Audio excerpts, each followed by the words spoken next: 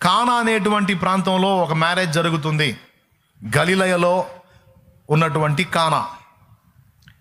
ఈ కానా అనే ఊరిలో ఒక పెళ్లికి ప్రభు ఆహ్వానించబడ్డాడు తన శిష్య బృందంతో కలిసి. అప్పటికే ఆయనను గమనిస్తూ ఉన్నారు. ఆ రోజు ఒక ప్రత్యేకమైన సూచక క్రియ వారి మధ్య చేశాడు. అది మీకు తెలుసు, నీళ్ళని ద్రాక్షరసంగా మార్చటం. ఇక ఆ స్టోరీ అంతా వివరిస్తే టైం పోయింది కాబట్టి నేను అదేం మీకు వివరించాలనుకోవట్లేదు. అక్కడ ఒక సూచక్రియ చేస్తాడు. ఏంటంటే నీళ్ళని 6 రాతి బాన్లు అక్కడ ఉంటాయి, అందులో ద్రాక్షరసం నింపుతాడు. అదంతా అయిపోయిద్ది. విందు ప్రధాని ఇంకా రాకమునిపే అదంతా అయిపోయిద్ది. తీరా ఈ విందు ప్రధాని వచ్చిన తర్వాత ఆయనకి ఇవ్వడానికి ద్రాక్షరసం ఉండదు. అప్పుడు పెండ్లిలో ఆ పెండ్లి ఇంటి వారు ఇబ్బంది పడతా ఉన్నప్పుడు యేసు ప్రభు వారు ఆ రాతి బాణాల నిండా నీళ్లను నింపమంటాడు. వాళ్ళు అంచుల మట్టుకు నీళ్లు నింపుతారు. తర్వాత ఆ నీళ్లను ముంచి తీసుకెళ్ళి విందు ప్రధానికి ఇవ్వమని యేసు ప్రభు అక్కడున్న పనివారికి చెప్తాడు. వారు తీసుకెళ్ళి ఆ నీళ్లని విందు ప్రధాని ఎవరైతే మెయిన్ ఉన్నాడో అతనికి ఇచ్చినప్పుడు అతను అది తాగి ద్రాక్షరసం చాలా మధురంగా ఉంది అంటాడు. అంటే ఈ నీళ్లు అతని చేతిలో పోయినప్పుడు అవి మధురమైన ద్రాక్షరసంగా మారిపోయినట్టు లేఖనంలో రాయబడి ఉంది. ఆ సూచక్రియ చూసి అక్కడ ఉన్న వాళ్ళంతా నిర్ఘాంతపోతారు. ఎరిగిన వాళ్ళందరూ కూడా, ముఖ్యంగా శిష్యులు ఆయన యందు విశ్వాసం ఉంచిరి అని రాస్తుంది. అంటే కొంతమంది కొన్ని కార్యాలను చూసినప్పుడు దేవుని యందు విశ్వాసం ఉంచుతారు. అయితే కొంతమంది నేను విశ్వాసం ఉంచుతా, చెయ్యమను అని డిమాండ్ చేస్తారు. డిమాండ్ చేసేవాడి విషయంలో దేవునికి కోపం తెప్పిస్తుంది. అదే డిమాండ్ చేస్తే దేవుని రెచ్చగొట్టినట్టు అవుతుంది. దేవుని దగ్గరకు వచ్చి దేహి అనాలి కానీ డిమాండ్ చేయకూడదు. నీకు దమ్ముంటే చెయ్యి, నీకు ఉందా అంత శక్తి ఉంటే చెయ్యి, సవాల్ అని చెప్పంటే దేవుడు చేయడు కార్యాలు.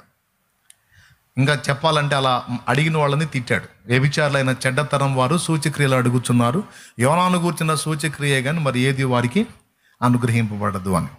ఇక్కడ సూచక్రియ దేవుని యొక్క కార్యాలను చూడాలంటే దేవుని శక్తిని నమ్ముటకు తప్ప ఇక వేరే మార్గం లేదు. నమ్ము, దేవుని కార్యం చూస్తావు అనేది దేవుని వాక్యం చెప్పిన సత్యం.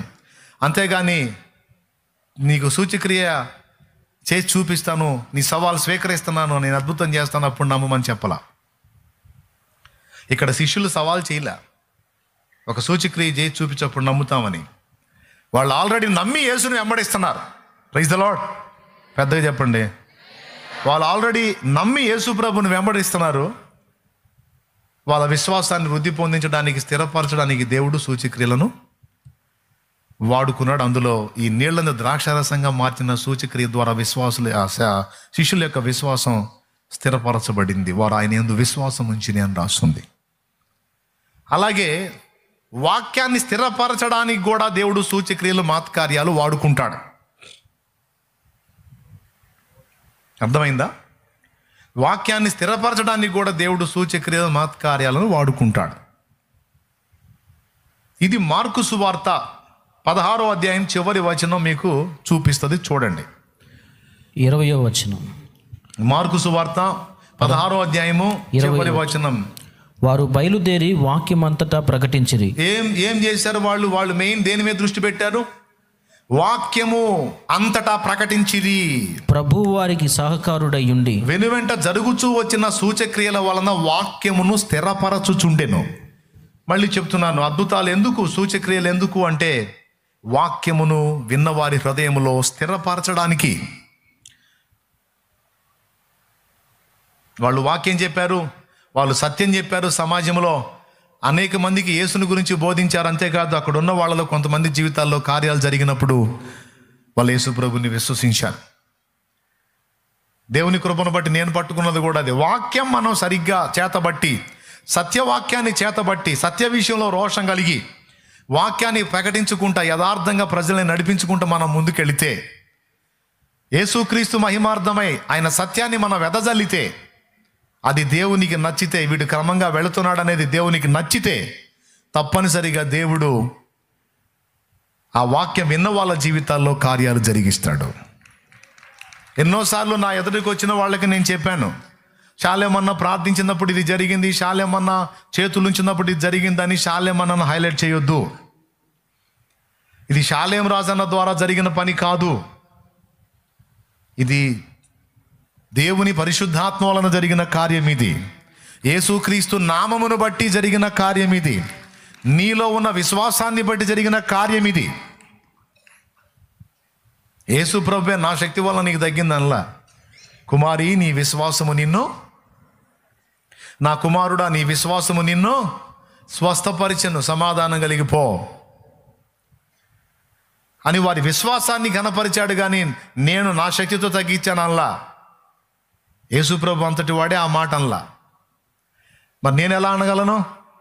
కాబట్టి ఒకవేళ నేను ప్రార్థించినప్పుడు కార్యం జరిగితే, నేను ప్రకటించినప్పుడు లేదా ఆరాధించినప్పుడు నీలో కార్యం జరిగితే, ఇప్పుడు ఆదివారం ఆరాధన ఉంది, శుక్రవారం ఆరాధన ఉంది, మనసారా మనం ఆరాధించినప్పుడు కొంతమంది ఆరాధనలో తాకబడతారు. ఓ మస్తు సాక్ష్యాలు ఉన్నాయి, అవి మస్తు సాక్ష్యాలు ఉన్నాయి. ఒక ఆమె కడుపులో 2 గడ్డలు ఉన్నాయని 2 డాక్టర్లు రిపోర్ట్ ఇచ్చారు. ఆమె కడుపులో 2 గడ్డలు ఉన్నాయని 2 డాక్టర్లు రిపోర్ట్ ఇచ్చారు. ఆరాధనకు వచ్చింది, ఆరాధనలో ఏకీభవించింది, దేవుని చేత తాకబడింది. ఇక ఆ గడ్డలోనే ఆయన ఆపరేషన్ పోయింది. చెక్ చేసి గడ్డలు లేవన్నారు వాళ్ళు. కొంతమంది ఆరాధనలో తాకబడతారు. అలా తాకబడినా లేదా చేతులుంచినప్పుడైనా కార్యం జరిగితే ఆ మహిమను మనం దేవునికి ఆపాదించాలి, కానీ షాలేం రాజుకు ఆపాదించకూడదు. ఎవరికి ఆపాదించకూడదు? షాలేమన్నకు ఆపాదించకూడదు. షాలేమన్న ప్రార్థించాడు, కార్యం జరిగింది. నువ్వు ప్రార్థించినా కార్యం జరిగింది. షాలేమన్న ప్రార్థించాడు, నువ్వు విశ్వాసం ఉంచావు, దేవుడు నిన్ను ముట్టి బాగు చేశాడు. శక్తి దేవుడిది, కార్యం దేవుడిది. ఆరాధనలో నువ్వు తాకబడ్డావు. ఇప్పుడు ఆరాధన ప్రత్యేకంగా జరుగుతూ ఉంది. ఆరాధనలో అనేక మంది బాగుపడుతూ ఉన్నారు. ఆరాధనలో కొంతమంది స్వస్థత పొందుతున్నారు, దేవుని ఆత్మచేత సంధించబడుతున్నారు, దేవుని శక్తి చేత తాకబడుతున్నారు. వాళ్ళ రిపోర్ట్స్ మారిపోవచ్చు, దేవుడు వాళ్ళని బాగు చేయొచ్చు, వాళ్ళ ఎడల దేవుడు కార్యాలు చేయొచ్చు, వాళ్ళు ఇక్కడ నిలిచి సాక్ష్యం చెప్పవచ్చు. ఇది డైరెక్ట్గా వారి విశ్వాసాన్ని బట్టి దేవుడు తన ఆత్మ ద్వారా జరిగించిన కార్యం. యేసు నామమందలి శక్తి. నేను వాక్యానికే ఉన్నా, అలాగని కార్యాలు లేవా? కార్యాలు జరగట్లేదా? నేను ఆ పాయింట్ని మేజర్గా తీసుకున్నాను. నేను సత్యవాక్యాన్ని యథార్థంగా బోధించుకుంటా వెళితే తప్పకుండా దేవుడు అనేక సూచక్రియలు మాతకార్యాలు ఆయన చేసుకుంటాడు. ప్రజలను తన తట్టు ఆయన తిప్పుకుంటాడు. అది ఒరిజినల్గా జరుగుతాయి. ఎందుకంటే దాని వెనక మనం మహిమను ఆశించట్లేదు. ఎవరన్నా ఆ విషయం వచ్చి నన్ను గణపరచ ప్రయత్నించినా నేను మొహమాటం లేకుండా చెప్తాను, అన్నా నిజంగా నువ్వు ఆ రోజు తాకావు, నాకు స్వస్థత వచ్చింది అంటే వెంటనే కెమెరా పెట్టు, కెమెరా పెట్టి ఏంది ఇందాక చెప్పావని చెప్పు. అవేం లేవు. పొరపాటు నా పనులు నేను చేశాను అనుకో, ఆ జరిగే కూడా ఆగుతాయి. ఎందుకు? ఇక ప్రజలు ఎడు చుట్టం మొదలు పెడతారు, సూచక్రియల కోసం, అద్భుతాల కోసం నాకెళ్ళి చుట్టం మొదలు పెడతారు, ప్రభువుకి వెళ్ళి చుట్టం ఆపేస్తారు. ఇక నేను ఎడు తిరిగితే అటు. అది కాదు కదా. ఒకవేళ నా యొద్దకు వస్తే సత్యవాక్యం కోసమే నా దగ్గరకు రావాలి, వాక్యం కోసమే నా వైపు చూడాలి. ఎందుకంటే వాక్యం దేవుడు నాకు ఇచ్చిన కృప కాబట్టి, అది నాకు దేవుడు చేయమన్న పని కాబట్టి నేను వాక్యం ప్రకటించాలి, సమయమందును అసమయమందును. Praise the lord.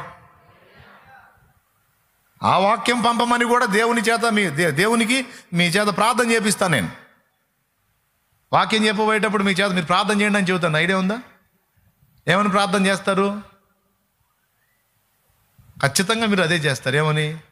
నీ దాసుని వాడుకొని నీవు మాతో మాట్లాడు. మనుషుడు మాట్లాడితే నిష్ప్రయోజనం ప్రభువా, అది ఎవరికీ ఉపయోగం లేదు.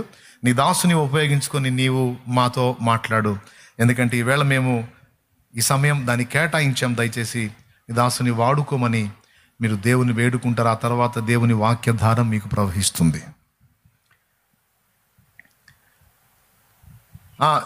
అన్నా నువ్వు ప్రార్థించినప్పుడు నాకు అద్భుతం జరిగింది అన్నా.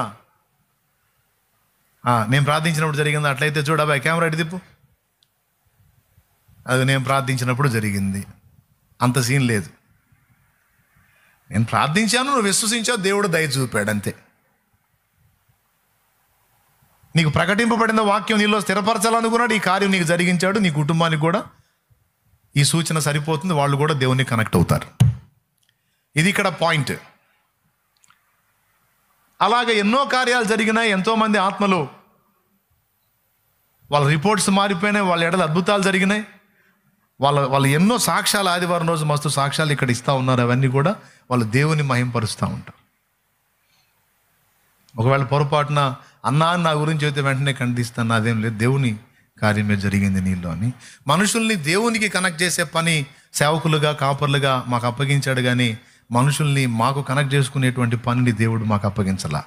ఒకవేళ మనుషుల్ని మాకు కనెక్ట్ చేసుకున్నాం అనుకో, టపిమని పోయామనుకో, మాకు కనెక్ట్ అయిన వాళ్ళు అందరూ పోతారు.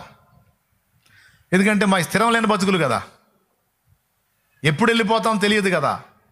నేనే కాదు, ఏ పాస్టర్ అయినా ఏ బోధకుడైనా ఎంతవరకు ఉంటాడు? స్థిరంగా ఉండేవాడు దేవుడు ఒక్కడే. కాబట్టి భక్తులందరూ దేవునికి కనెక్ట్ అవ్వాలి, కానీ భక్తులు కనెక్ట్ కాకూడదు. అవునా? అది వాస్తవం. అందుకే అవకాశం ఉన్నంత వరకు అందరినీ దేవునికి కనెక్ట్ చేయడానికి ట్రై చేస్తూ ఉంటాం. ఆఖరికి స్పష్టమైన అద్భుతాలు జరిగినా కూడా దేవుడే చేశాడు, సో దేవునికి వెళ్ళే చూడు అని. రెండవది, వాక్యాన్ని కనెక్ట్ చేయడానికి ట్రై చేస్తా. ఎందుకంటే వాక్య ప్రేమికులం కావాలి మనం. దేవునికి స్తోత్రం. ముందు వాక్యం, వెనక సూచక్రియ. చూడండి ఒక్కసారి మళ్ళీ మార్కు సువార్త 16:20. వారు బయలుదేరి వాక్యమంతటా ప్రకటించిరి. ఓకే, ముందేదండి? అందరు నోరు తెరిచి చెప్పండి. ముందు వాక్యం, ఆ తర్వాత ప్రభువు వారికి సహకారుడయుండి వెనువెంట జరుగుచూ వచ్చిన సూచక క్రియల వలన వాక్యమును స్థిరపరచుచుండెను. అది ముందు వాక్యం, తర్వాత సూచక్రియలు. సూచక్రియలు అప్పుడే కాదు, ఇప్పుడు కూడా యేసుక్రీస్తు మళ్ళా మనకి ప్రత్యక్షమయ్యేంత వరకు, ఆయన రెండవ రాకడ పర్యంతం ఆ కార్యాలు జరుగుతూనే ఉంటాయి. దేవునికి మహిమ కలుగును గాక.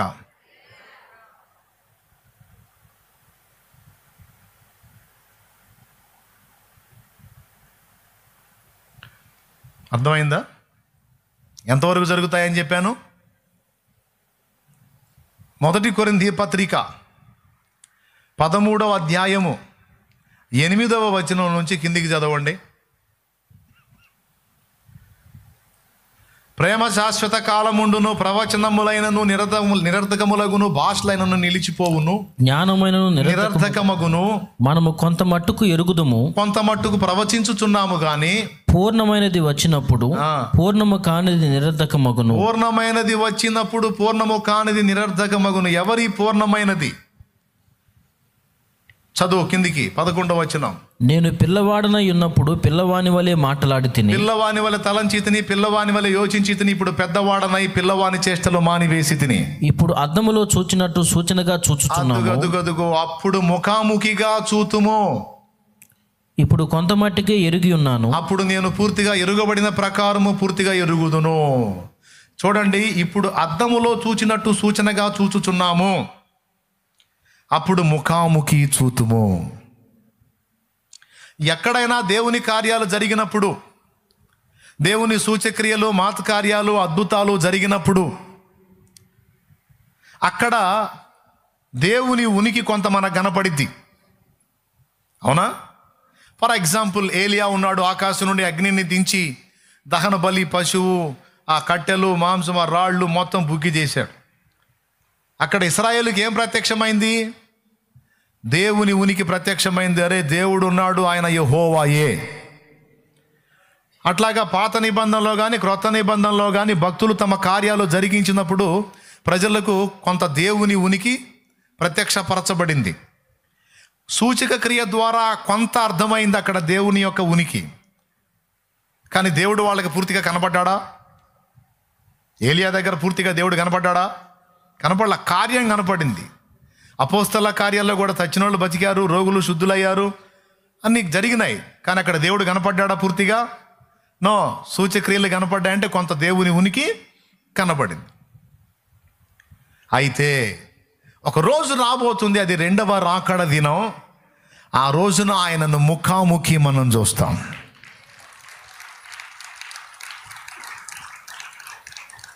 అప్పటిదాకా ఈ అద్దములో చూచినట్టు సూచనగా, ఆయన సూచనల ద్వారా, ఆయన మహత్కార్యాల ద్వారా, ఆయన వాక్కు ద్వారా, ఆయన అద్భుతాల ద్వారా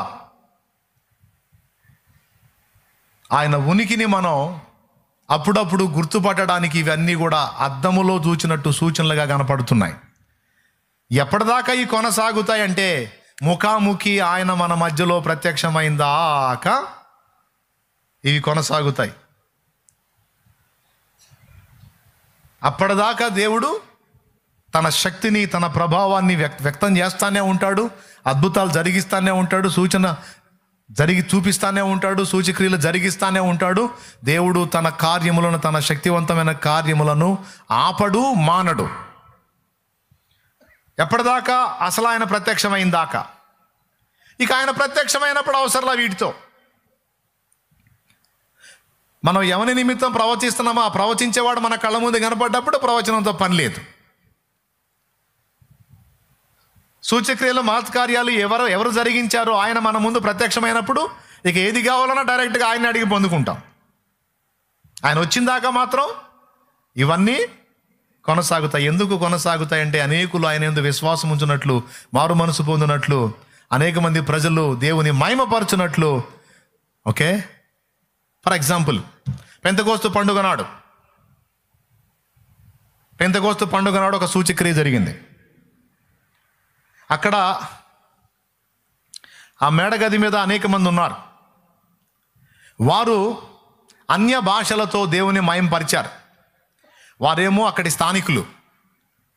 ఆ పండుగ సందర్భంగా చుట్టుపక్కల దేశాల్లో చెదరిపోయినటువంటి దాదాపు 14-15 రకాల భాషలు మాట్లాడేటువంటి ప్రజలు, యూదులు యెరూషలేముకు వచ్చారు. ఎందుకు? ఎక్కడెక్కడ యూదులున్నా దేవుడు నియమించినటువంటి కట్టడను పక్కా ఆచరించడం అంటే ఏంటంటే ఆరాధించేటువంటి చోటు యెరూషలేమే. యెరూషలేములోనే ఉంది. నేను ఈ చిలకలూరుపేటలో ఉన్నాను, యూదుడిని, నేను ఏడే ఒక మందిరం కట్టుకుంటాను, ఏడే ఆరాధిస్తానంటే ఒప్పుకోరు.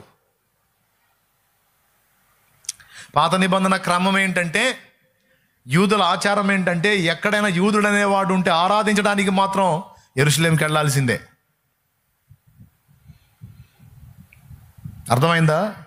మా ఊర్లో ఇక్కడ ఇంత 100 మంది యూదులు ఉన్నాం, ఇంతవరకు ఇక్కడ ఒక ఆరాధనా స్థలం కట్టుకుంటామంటే దేవుడు ఒప్పుకోడు.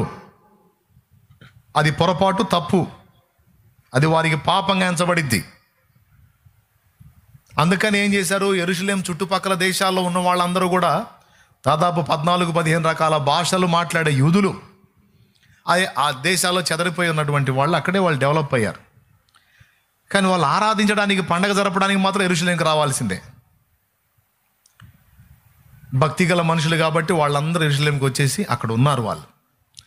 వాళ్ళందరూ అక్కడ గ్యాదర్ అయిన తర్వాత, పండుగ ఆరంభమైన తర్వాత, పెంతెకోస్తు అంటే 50వ రోజు, అంటే దాదాపు పండగ ఫైనల్కి వచ్చేసింది. పెంతెకోస్తు పండుగ నాటికి అందరూ అక్కడ గ్యాదర్ అయి ఉన్నారు. అందరిని అక్కడ గ్యాదర్ కానిచ్చి దేవుడు అపోస్తలుల దగ్గర ఒక కార్యం చేశాడు. ఓ తెల్లవారుజామున ఒక బాంబు పేలినటువంటి శబ్దం, దన్మన ఒక పెద్ద శబ్దం వచ్చింది. ఆ మేడగది చుట్టూ ఉన్నటువంటి ప్రాంతాల ప్రజలందరూ కూడా దిగ్గున లేచి పరిగెత్తారు. ఆ శబ్దం ఎక్కడొచ్చిందో అటువైపుగా పరిగెత్తారు. అది మేడగది మీద నుంచి వచ్చింది. చూస్తే దాదాపు వేలాది మంది జనం ఆ సౌండ్కి వచ్చినారు. వేలాది మంది జనం వచ్చి రౌండ్ చేశారు. చూస్తే అక్కడ ప్రజలు ఆ మేడగది మీద రకరకాల భాషలు మాట్లాడుతున్నారు. ఆ భాషలు ఎంత స్పష్టంగా ఉన్నాయంటే, వీళ్ళు ఎన్ని దేశాల నుంచి అయితే వచ్చారో వాళ్ళ దేశ భాషలతో ఆ ప్రజలు దేవుని మహిమపరుస్తున్నారు అని ఉంది.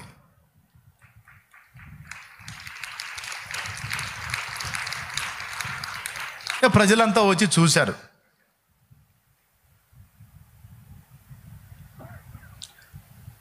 పరిశుద్ధాత్మ అగ్ని వారి మీదకి దిగింది. అగ్ని నాలుకల వల్ల విభాగింపబడి వారిలో ఒక్కొక్కరి మీద రాలగా ఆత్మ వారికి వాక్శక్తి అనుగ్రహించిన కొలది వాళ్ళు భాషలు మాట్లాడటం మొదలుపెట్టారు. ఈ తంతు దాదాపు వేలాది మంది చూశారు. ఇది ఒక సూచక క్రియ. అది పేతురే చెప్పాడు. అంత్య దినములలో జనులందరి మీద నా ఆత్మను కుమ్మరించేదను, మీ కుమారులు కుమార్తెలు ప్రవచిస్తారు, ఇలా జరిగిద్ది అని యోవేలు ద్వారా ప్రవచించిన ఇదిగో నెరవేరుతుందని పేతురు చెప్పాడు. ఆ సూచక్రియ చూసినందున దాదాపు 3,000 మంది ఒక్క దినమందే బాప్తిస్మం పొందారు. సూచక్రియ కనపడుతుంది అక్కడ. పేతురు వాక్యం బోధించాడు, వారు హృదయమందు పొడవబడ్డారు. సో 3,000 మంది మారు మనసు పొంది ఆ సూచక్రియలో 3,000 ఆత్మలు కనెక్ట్ అయినాయి. మరి ఇప్పుడు ప్రపంచమంతా ఇంకా రక్షణలోకి వచ్చిందా అండి? ఒకసారి చెప్పాలి మీరు. ప్రపంచం అంతటికి సువార్త అందిందా? ప్రపంచం మొత్తం రక్షణలోకి వచ్చిందా? ప్రపంచంలో అన్ని ప్రాంతాల్లోంచి ప్రజలు రక్షణలోకి వచ్చారా? ఇంకా చాలా ప్రాంతాల్లో సువార్త వ్యాప్తి కాలేదు. ఇంకా చాలా ప్రాంతాల్లో సువార్త వ్యాపింపబడలేదు. ఇంకా చాలా ప్రాంతాలకి యేసు ప్రభు తెలియని ఊళ్ళు కూడా ఉన్నాయి. మనం అనుకుంటున్నాం మనకు తెలిసి అంత చాలా మందికి తెలుసు అన్నో, చాలా ప్రాంతాల్లో ఇంకా యేసును గురించి ఎరగనటువంటి ప్రదేశాలు చాలా ఉన్నాయి. ఆయా భాషలు మాట్లాడే వారిలో పరిశుద్ధ గ్రంథం ఇంకా చాలా ప్రాంతాలకు వెళ్ళలేదు. ఇంకా చాలా భాషల్లో తర్జుమా కాలేదు. తెలుసా మీకు? వేలాది భాషలు ఉన్నాయి భూమి మీద. ఇప్పటికీ కనీసం 100 భాషల్లో కూడా పూర్తిగా తర్జుమా కాలేదు బైబిల్. వేలాది భాషలోకి ఎప్పుడు తర్జుమా కావాలి?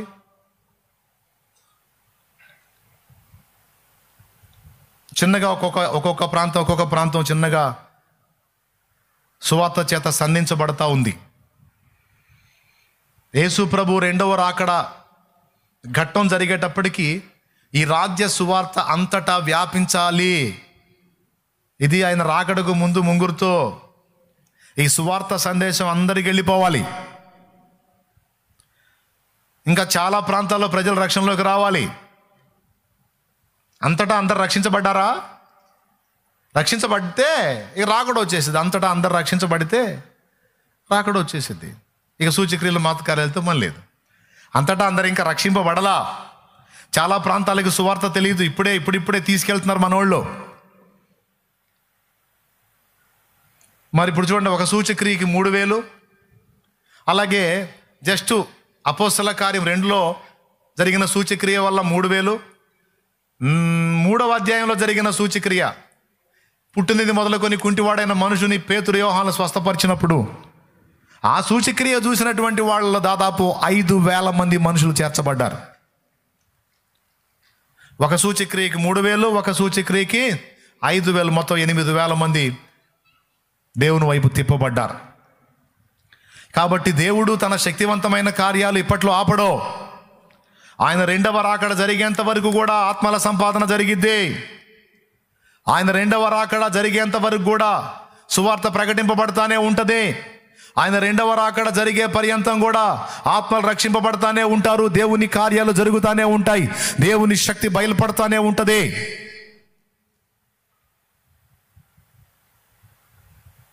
దీనికి భిన్నంగా ఎవడు చెప్పినా మీరు వినొద్దు. వాళ్ళు ఏం చెబుతున్నారు? అప్పట్లోనే అవి ఆగిపోయినాయి అని చెబుతున్నారు. దానికి ఏం చెబుతున్నారు వాళ్ళు వచనాలు అంటే, తిమోతికి కడుపు జబ్బు వచ్చినప్పుడు మరి పౌలు నడికట్టో చేతిగుడ్డ తగిలితే ఎంతో మంది రోగాలు తగ్గినాయి. మరి తిమోతికి ఒక నడికట్టు పంపించవచ్చు కదా, తగ్గిపోయింది కదా అని ఈ బోధకులు మాట్లాడతారు. వింటున్నారా? కానీ అలా పంపలా. నీ కడుపు జబ్బు నిమిత్తము తరచుగా వచ్చు బలహీనతల కోసం కొంచెంగా ద్రాక్షరసం పుచ్చుకో అని వైద్య సలహా చెప్పాడు. ఎందుకు? ఒక కర్చీపో నడికట్టో పంపించి స్వస్థపరచవచ్చు కదా. కానీ ఎందుకు వైద్య సలహా చెప్పాడు? ఎందుకు చెప్పాడు? ఎందుకంటే అప్పుడే ఆగిపోయినాయి.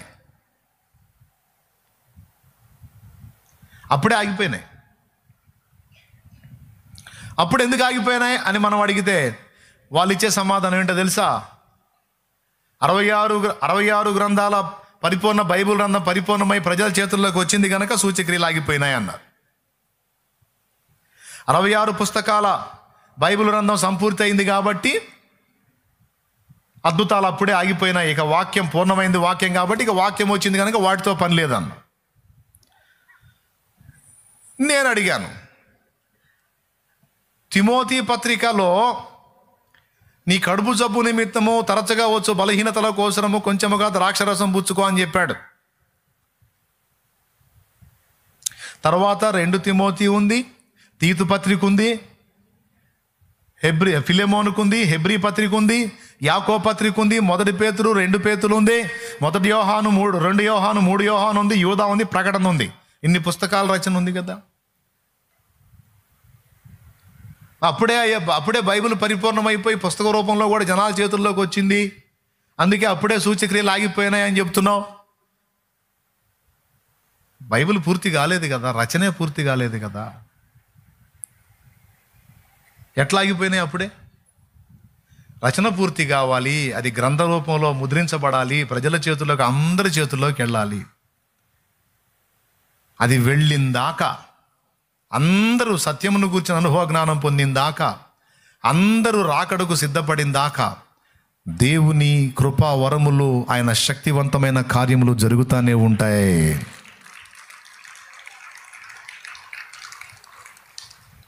కానీ ఈ దయ్యానికి ఇష్టం లేదు. దేవుని అద్భుతాలు, సూచక్రియలు, మాత కార్యాలను ప్రజలు విశ్వసించటం దయ్యానికి ఇష్టం లేదు. అందుకే ఇది కొంతమంది బోధకులను మోసగించి వాళ్ళు వాటిని వ్యతిరేకించేటట్టు చేసింది.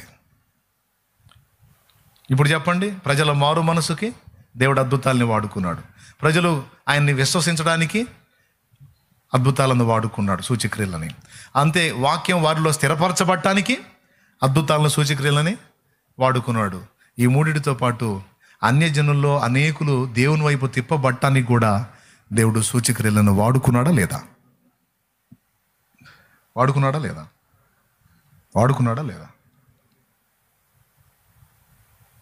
అన్యజనులందరూ ఇంకా పూర్తిగా దేవుని వైపు త్రిప్పబడలేదు, అందరికీ సంపూర్తిగా సువార్త ప్రకటింపబడలేదు.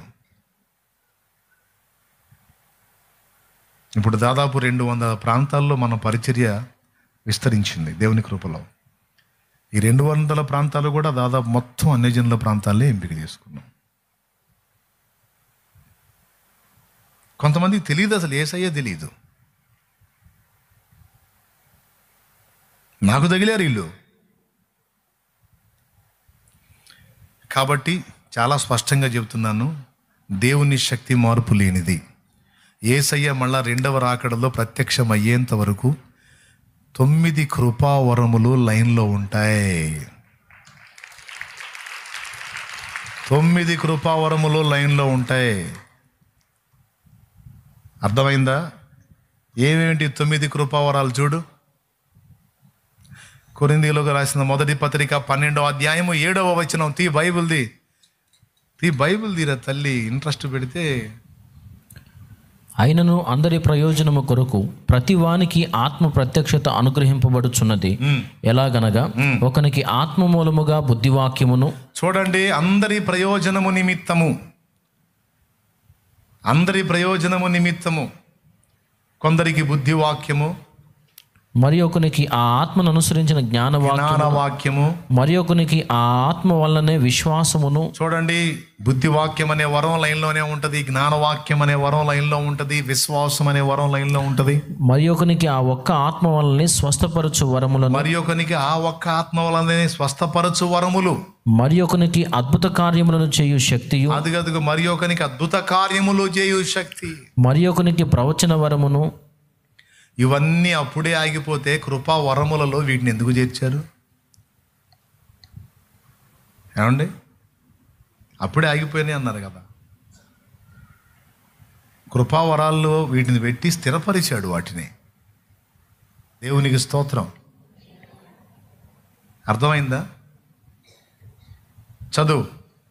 మరి ఒకనికి ఆత్మల వివేచనయు, మరి ఒకనికి నానావిధ భాషలను, మరి ఒకనికి భాషల అర్థము చెప్పు శక్తియు అనుగ్రహింపబడి ఉన్నవి. అది లెక్క.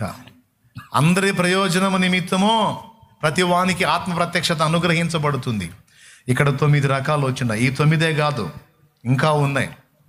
పై విచారణ చేసేటువంటి వరం, అదొక శక్తి. ఉపకారములు, ధర్మమును చేసేటువంటి వరం. ఏమండి, కాపరిత్వం, సువార్త చెప్పేటువంటి శక్తి, ప్రవచించేటువంటి శక్తి, బోధ చేసేటువంటి శక్తి. ఏమండి, వీటితో పాటు వెయిట్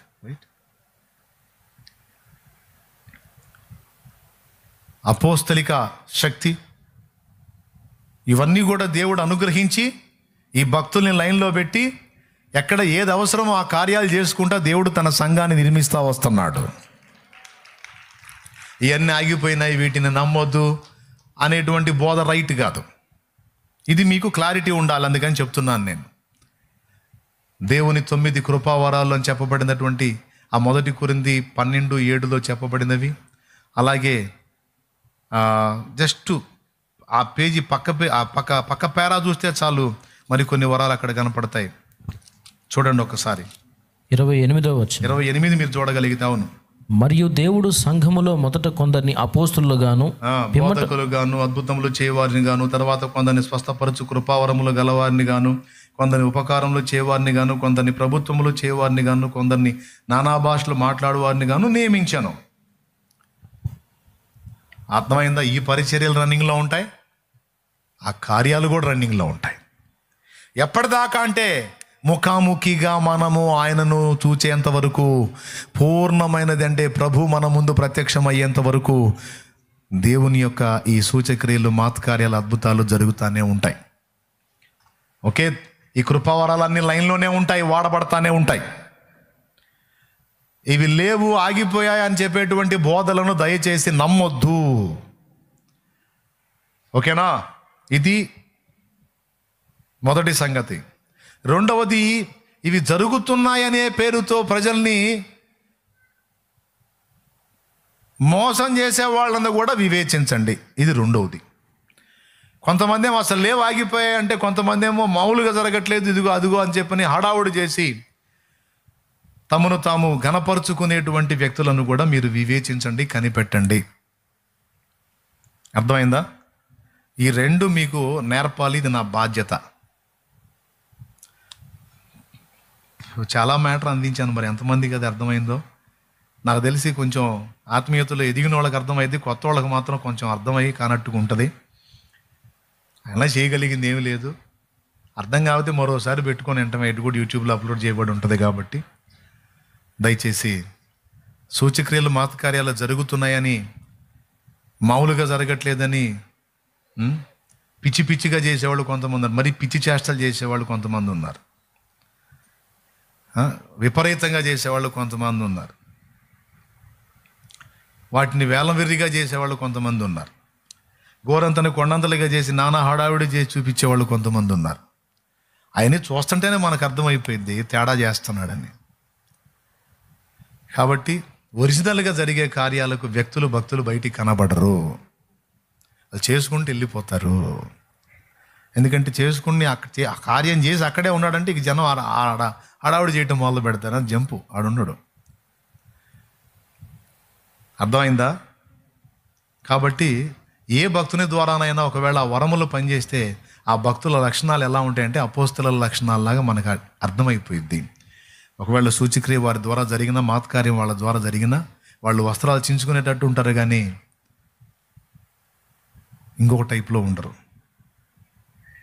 వాళ్ళు ప్రజలను గద్దించి దేవుని వైపు తిప్పడానికి ట్రై చేస్తారు, కానీ తమను తాము హెచ్చించుకోవడానికి, తమను తాము ఎక్స్పోజ్ చేసుకోవడానికి, తమను తాము గొప్ప వ్యక్తులుగా చూపించుకోవడానికి వాళ్ళు ఇష్టపడరు.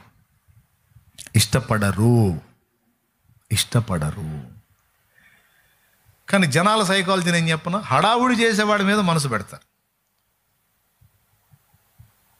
ఒరిజినల్గా దేవుడు కార్యం ఎవరినైతే వాడుకుంటాడో ఆ వ్యక్తిని అసలు గుర్తించరు వీళ్ళు. వాళ్ళు మళ్ళీ సామాన్యుల్లాగా ఉంటారు, అది విషయం. వాళ్ళే వీళ్ళ కంట్లో దిశాయించరు. అతడు ఒక ప్రార్థనాపరుడై ఉంటాడు, అతడు దేవుని సన్నిధిలో ఏకాంతంగా గోజాడుకునేవాడై ఉంటాడు, ఒక చిన్నపాటి పరిచర్యలు తను ఒక సేవకుడై ఉండొచ్చు, లేదా సువార్థికుడై ఉండొచ్చు.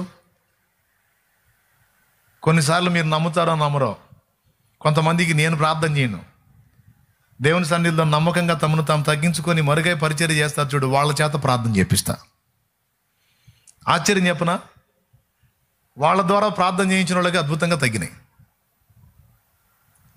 కొన్ని కార్యాలు జరిగినాయి. ఏమైనా అర్థమవుతుందని నేను చెప్పేది? మీలో ఎవరన్నా నాకు ఆత్మీయంగా దీన మనస్కులై తమను తాము మరుగు చేసుకునేటువంటి వ్యక్తులు కనపడ్డారు అనుకో, నేను నిలబడి మీ చేతే చేపిస్తా వాళ్ళకి ప్రార్థన. చాలాసార్లు ఇక్కడుండి చెప్పాను నేను సేవకులను చూపించి, ఇక్కడ నేను శాలేం రాజు అనేవాడు ఏదో పబ్లిక్లో గుర్తింపబడ్డందున గొప్పగా ఎంచొద్దు, అతని చేయి అమృతం అనుకోవద్దు. నేను ఇన్ని చెప్పినా కొంతమందికి మనసు అంతే ఉంటుంది. నా మీద కాదు, సామాన్యులాగా ఏ గుర్తింపు లేకుండా దేవుని కోసం, ఆత్మల కోసం భారం కలిగి ఉపవాసాలుండి గోజాడేటువంటి నీతిమంతులు, సామాన్యులు, వాళ్ళని నిలబెడితే, ఇక్కడ వాళ్ళు వచ్చి నిలబడితే జనాలకు ఆనరే, కంట్లో దిశాయించరే. ఏ కాడికి వాళ్ళు వచ్చి నిలబడ్డా కూడా మీ అందరూ చూపెట్టి ఉంటుంది, వాళ్ళు కాదుగా నువ్వు దిగురా నాయన, వాళ్ళు కాదుగా నువ్వు దిగురా. నేను చెప్పనా, నాకంటే కూడా ఎక్కువ శక్తి వాళ్ళ దగ్గర ఉంటుంది, నాకంటే కూడా ఎక్కువ కార్యాలు వాళ్ళ ప్రార్థనలో దేవుడు చేస్తాడు పక్కా. కానీ నమ్మరే.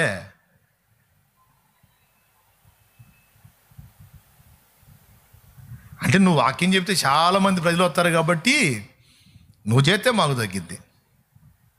నువ్వు ఎంత మంచోడివి కాకపోతే, నువ్వు ఎంత గొప్పోడివి కాకపోతే ఇంతమంది వస్తారు కాబట్టి నువ్వు చేస్తే మాకు తగ్గిద్ది. అది కాదు. సామాన్యుల్ని, దీనులుగా ఉన్న సేవకుల్ని తక్కువ అంచనా వేయొద్దు. దేవుడు వెలిచూపులకు హడావుడిగా కనపడుతున్న వాళ్ళకంటే కూడా దీనులై తమను తాము మరుగు చేసుకున్న దీన మనసు గల దైవజనుల దగ్గరే దేవుడు, ఆయన సన్నిధి తోడుగా ఉంటుంది, దేవుని కార్యాలు జరుగుతాయి. అందుకే నేను పచ్చిగా చెప్తాను కూడా.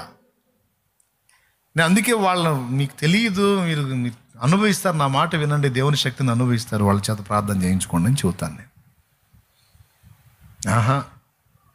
వాళ్ళు వచ్చి నిలబడితే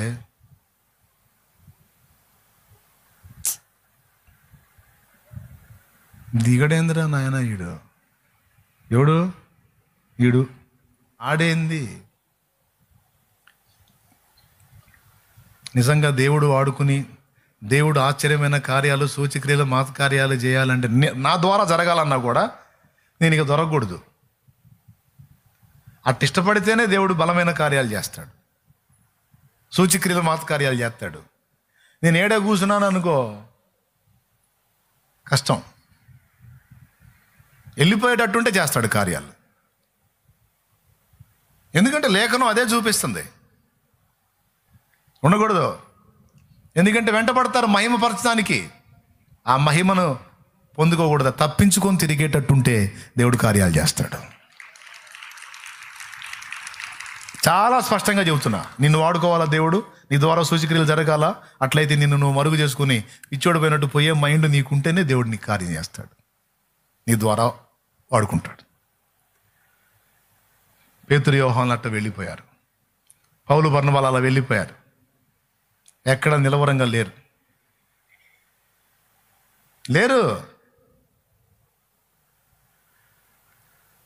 దేవునికి స్తోత్రం కలుగును గాక. హల్లెలూయా. ఏమండి, అలాంటి మనసు నీకుందా, నిన్ను కూడా వాడుకుంటాడు. కొంతమంది వచ్చి, వదినా నువ్వు ప్రార్థన చేసావు, నిజంగా నాకు తగ్గింది వదినా అన్నారు అనుకో, స్వార్థం వదినా, ఇట్రా కూర్చో, నీకేం జరిగిందో చెప్పు. ఈ వదిన ప్రార్థన చేస్తే నాకు తగ్గింది వదినా అని ఏమో చెప్పింది అనుకో, ఇంకో మనిషి చేస్తే తగ్గదు ఇక. ఎందుకంటే నువ్వు ఎత్తులు స్టార్ట్ చేసావుగా. ఏం స్టార్ట్ చేసావు? ఎత్తులు పట్టడం స్టార్ట్ చేసావుగా, ఎక్స్పోజింగ్ మొదలు పెట్టావుగా, హడావుడి చేయటం మొదలు పెట్టావుగా. ఇంక రెండో మనిషి చేస్తే వినడేగా. ఒక్కసారి నీ ప్రార్థన విని జవాబు ఇస్తేనే నువ్వు ఈతన ప్రచారం మొదలు పెట్టావు బంగారు తల్లి. ఇంకో 2-3 కార్యాలు చేశానంటే ఇక నువ్వు కింద నిలబడు, ఆకాశంలో తిరుగుతుంటావమ్మా, వద్దులే కూర్చో అంటాడు. నువ్వు ప్రార్థన చేస్తే నాకు దేవుడు జవాబు ఇచ్చాడమ్మా అంటే అది నాది కాదమ్మా, నా దేవునికి మహిమ. అది నువ్వు ఎవరికి చెప్పాల్సిన అవసరం లేదు. ఒకవేళ చెప్పదలుచుకుంటే యేసు ప్రభు నాకు ఈ కార్యం చేశాడని చెప్పు. దేవుని మహింపరచమ్మా, నాదేం లేదు, ఆయనది కృప, అయింది శక్తి అయిందని నువ్వు వెళ్ళిపో. నువ్వు ఎంతమంది జీవితాల్లో కార్యాలు చూస్తావో చూడు. మీ అందరికీ చెప్తున్నానండి, మీరు ప్రార్థించినా వింటాడు, కానీ మైండ్ ఎలా ఉండాలి? మరుగైపోయేటట్టు ఉండాలి. హడావుడిగా ఇక చూడండి ఇక నా పెతాపం అనేటట్టు ఉండకూడదు. అది పురుషుడైనా స్త్రీ అయినా ఎవరైనా దేవుని చేతిలో వాడబడాలి, అనేక మందికి దేవుని శక్తి చూపించాలంటే కార్యం జరిగిందంటే అక్కడ నుంచి జంపు. వాళ్ళంతే చేశారు. మరి అపోస్తలులు ఎక్కడ నిలవరంగా లేరు, తిరుగుతూనే ఉన్నారు. దేవునికి స్తోత్రం కలుగును గాక.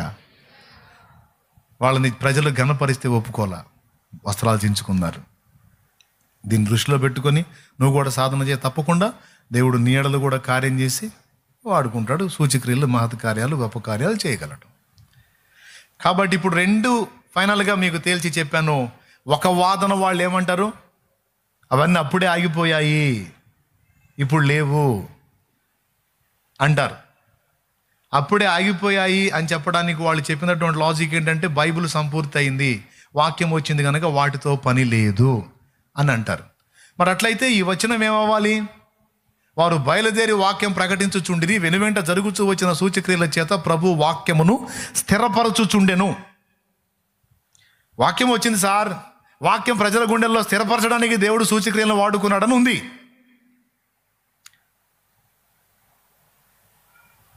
ఈ వచనం అప్పటికేనా, లేకపోతే అది ఎప్పటికీ అమల్లో ఉంటుందా?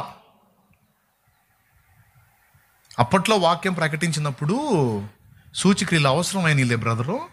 ఇప్పుడు మనం జస్ట్ వాక్యం ప్రకటిస్తే చాలు, సూచక్రియలతో వాక్యం స్థిరపరచాల్సిన అవసరం లేదని ఏమన్నా అంటారా?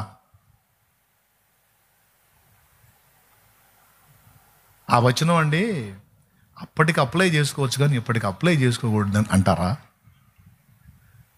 అప్పుడు వాక్యం స్థిరపరచడానికి దేవుడు సూచక్రియలను వాడాడు, ఇప్పుడు కూడా వాక్యం స్థిరపరచడానికి దేవుడు ఆ కార్యాలను వాడుకుంటాడు, వాడుకుంటూనే ఉంటాడు.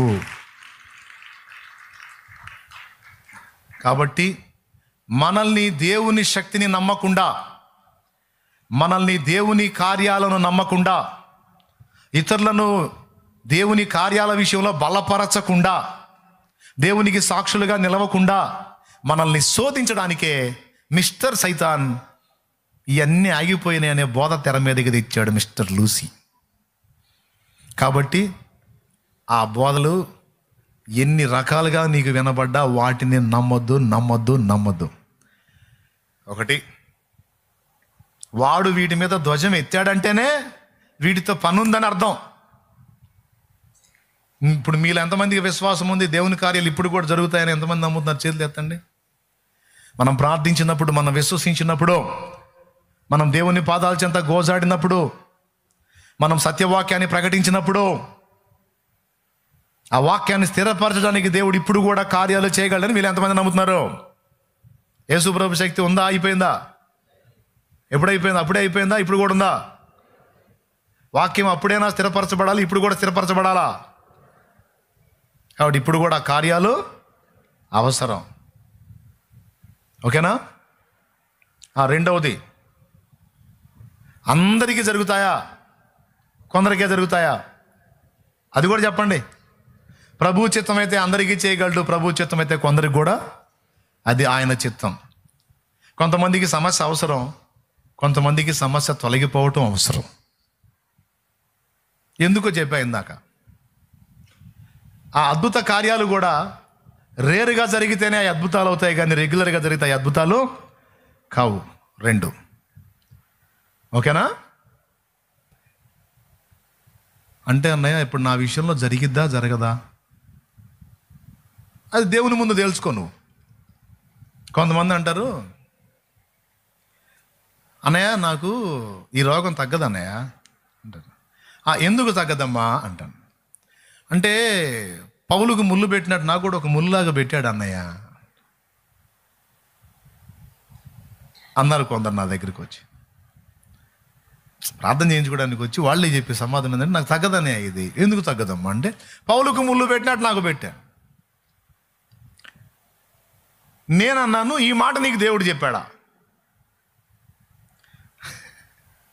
నువ్వు పౌలుతో పోల్చుకుంటున్నావు, ఈ మాట నీకు దేవుడు చెప్పాడా? చెప్తే ఓకే. నేను ప్రార్థన చేశాను అన్నయ్య, పౌలుతో మాట్లాడినట్టు నాతో కూడా మాట్లాడాడు, మరి పౌలుకి ఇచ్చిన అన్ని ప్రత్యక్షతలు నీకు కూడా ఇచ్చాను, మరి నువ్వు హెచ్చిపోయే అవకాశం ఉంది, అందుకని నీకు ఒక ముళ్ళు పెట్టానని దేవుడు నాకు కూడా చెప్పాడు అన్నయ్య అని అంటావా? అలా చెప్పాడా? చెప్పనప్పుడు పౌలుతో ఎందుకు పోల్చుకుంటున్నావు? పౌలు కలిగిన ప్రత్యక్షతలు విశేషంగా ఉన్నందున హెచ్చిపోకుండా నిమిత్తం ముళ్ళు పెట్టాడు, తీనన్నాడు, కృపజాలన్నాడు. నీకేమో నన్ను ఇచ్చాడా? నీకు తగ్గించదని చెప్పాడా? చెబితే చెప్పు, చెప్పకపోతే దేవుడి స్వస్థత కార్యము నీ జీవితంలో జరుగునట్లు విశ్వాసంతో ప్రార్థించు, పోయిద్దది. అర్థమైందా? అన్నయ్య దేవుడు నాకు ఈ సమస్యలు తీసేనని చెప్పాడు. అన్నయ్య నిజంగా దేవుడే చెప్పాడా? స్పష్టంగా చెప్పాడా? విన్నావా? అవునన్నయ్య, అవి తీసేస్తే నేను చెడిపోతానంట, నాతో మాట్లాడాడు, అందుకే వాటిని ఉంచుతున్నాను అన్నాడు. అంటే ఇక నేనేం మాట్లాడను. నీకు చెప్పకపోతే పౌల్లాగా ఫీల్ అయ్యి ఓవర్ యాక్షన్ చేయొద్దు, ప్రార్థన చేయి, విడుదల వచ్చింది. ఎవరు అర్థమైంది నేను చెప్పింది మీకు? ఎంతమందికి అర్థమైంది? నువ్వేదో పెద్ద పౌల్లాగా ఫీల్ అయ్యి నాకు ఈ సమస్యలు బాగుంటానయ్య దేవుడు చెప్పాడు అని కూర్చోవద్దు. చెబితే నేను అనను. నిజంగా దేవుడు నీతో మాట్లాడితే నేను అనను. ఒకవేళ దేవుడు మాట్లాడకుండా నువ్వు ఊహల్లో ఊహించుకుంటే కష్టం. అందుకనే దేవుడు సరే ఆ మాట అయినా, లేదా నేను స్వస్థపరుస్తాను, నిన్ను విడిపిస్తాను, నీకు పరిష్కారం ఇస్తాను, లేకపోతే ఇవ్వను, ఏదో ఒకటి ఇస్తాడు కదా క్లారిటీ. అది నువ్వు పొందుకునేంత వరకు దేవునికి ప్రార్థించు. సమస్యల నుంచి విడిపిస్తానో, లేకపోతే కొంతకాలం నువ్వు నలగాల్సిందని ఏదో ఒక ఆన్సర్ ఇస్తాడుగా. కానీ నాకు ఇది ఇంతేనంట అని కూర్చోవాకు, అది తేడా. నీ వంతు నువ్వు ప్రార్థన చేయి, దేవుని సన్నిధిని గోజాడు. ఆయన చిత్తం అయితే నువ్వు ఎదుర్కొంటూ నలగొట్టబడుతున్న సమస్యల నుంచి నిన్ను ఆయన ఒక్క దినమందే విడిపించగలడు. నువ్వు పీడించబడుతున్న సమస్యల నుండి ఆయన నేను విడిపించగలడు. నువ్వు కలిగి ఉన్న బలహీనత నుంచి కూడా బాగు చేయగలడు. అంతేగాని పౌలుకున్నట్టు ముళ్ళులాగా నాకు ఉంచాడంట అన్నయ్య అని అనొద్దు. ఆ దేవుడు నీతో మాట్లాడితేనే చెప్పు. మాట్లాడకపోతే ఆ ముళ్ళు ఆ సమస్య పోవునట్లు ప్రార్థన చేసుకో. విశ్వాసం ఉంచు, మోసపోవద్దు. ఓకేనా? రైట్, 2 అయిపోయినాయి. మూడవది ఏంటంటే, ఈ సూచక్రియలు మాత్కార్యాల పేరుతో కొంతమంది చేసే పిచ్చి చేష్టలను తొందరపడి నమ్మొద్దు, విశ్వసించొద్దు. వారి క్రియలను బట్టి వారిని మీరు గుర్తుపట్టండి, వివేచించండి. ఎందుకంటే వాళ్ళు కొన్ని కార్యాలు చూపించి తమను తాము ఎక్స్పోజ్ చేసుకుంటున్నారంటే వాళ్ళు తేడా పడుతున్నారనే అర్థం. వాళ్ళు పబ్లిసిటీని కోరుకుంటున్నారు అంటేనే వాళ్ళు డిస్టర్బ్ అవుతున్నారని అర్థం, తేడా పడుతున్నారని అర్థం. దేవునికి స్తోత్రం కలుగును గాక. హల్లెలూయా. సాధ్యమైనంత వరకు అన్ని విషయాల్లో మరుగైపోవటమే, మనం మరుగై దేవుని మయంపరచటమే దేవుని చిత్తం. అట్లా కాకుండా దేవుని నామాన్ని ఉపయోగించి వాళ్ళు తమను తాము ఎక్స్పోజ్ చేసుకోవటానికి తపన పడుతున్నారు అంటే వాళ్ళు తేడా పడ్డారని అర్థం. వాళ్ళని కూడా వివేచించి, లేవు అన్నోడిని నమ్మొద్దు, ఉన్నాయని అతిక్రియలు చేసేవాడిని కూడా నమ్మొద్దు. రెండింటిని వివేచించి మెళకువగా అడుగులు వేయండి. మిగిలిన వాళ్ళని కూడా హెచ్చరించండి. సంవత్సరాలు గడిచినా ఏమీ తెలియని మొద్దుల్లాగా ఉండొద్దు. మనకి ఆత్మలను రక్షించటమే కాదు, మనకు దేవుడిచ్చిన పిలుపు ఓన్లీ ఆత్మలను రక్షించటమే కాదు, రక్షింపబడ్డ ఆత్మలని సత్యంలో స్థిరపరచటం కూడా మనకి ఇచ్చిన పిలుపే.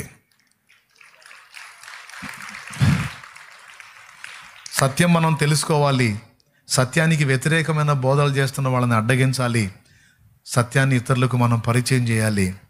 ఈ విషయంలో కూడా మనం పట్టింపు బాధ్యత కలిగి ఉండాలి. తస్మాత్ జాగ్రత్త. నేను స్పష్టంగానే మీకు మ్యాటర్ అందించానని అనుకుంటున్నాను. తర్వాత ఇక మరొక విషయాన్ని గురించి మనం తర్వాత మళ్ళీ మాట్లాడుకుందాం. మెట్టుకి ఈ విషయాలను మీరు దృష్టిలో పెట్టుకొని మీరు ప్రార్థించుకోండి. మీరు దేవుని యందు విశ్వాసం ఉంచండి. ఆయన మీ ఎడల కార్యాలు చేస్తాడు. మీరు ఇతరుల కోసం ప్రార్థించినప్పుడు వారి ఎడల కూడా దేవుడు కార్యాలు చేస్తాడు. అయితే మిమ్మల్ని మీరు చూపించుకోవడానికి, మనల్ని మనం చూపించుకోవడానికి ట్రై చేయొద్దు. మనల్ని మనం మరుగు చేసుకుందాం, దేవుని మహింపరుద్దాం. కృప మనందరికీ తోడై ఉండును గాక. ఆమెన్. ఏమంటారు? ఇంక మరి పైకి లేవండి.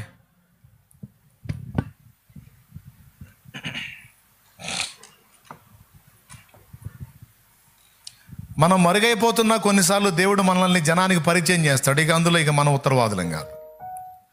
మనమైతే కోరొద్దు. ఆమేన్. మనమైతే అలా ఎక్స్పోజ్ అవ్వడానికి ట్రై చేయొద్దు. ఒకవేళ దేవుడు మనల్ని అలా తీసుకెళ్ళడానికి ఇష్టపడి ప్రజల్లోకి తీసుకెళ్తే అది ఆయనకు సంబంధించిన విషయం, ఘనపరిచిన మయంపరిచిన అది ఆయన ప్రేమను బట్టి ఆయన జరిగించుకునే విషయం. కానీ మనమైతే అది ఆశించొద్దు.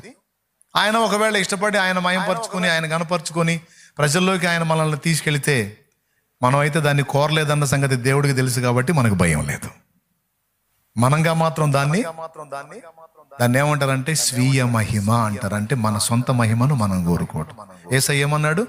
నా మహిమను వెతుకుటకు నేను రాలేదు, నన్ను పంపిన వాని మహిమ పరచడానికి వచ్చాను, ఆయన మహిమ వెతకడానికి వచ్చాను అన్నాడు. కాబట్టి మనం ప్రభు మహిమను వెతుకుదాం. కృప మనందరికీ తోడై ఉండునుగా.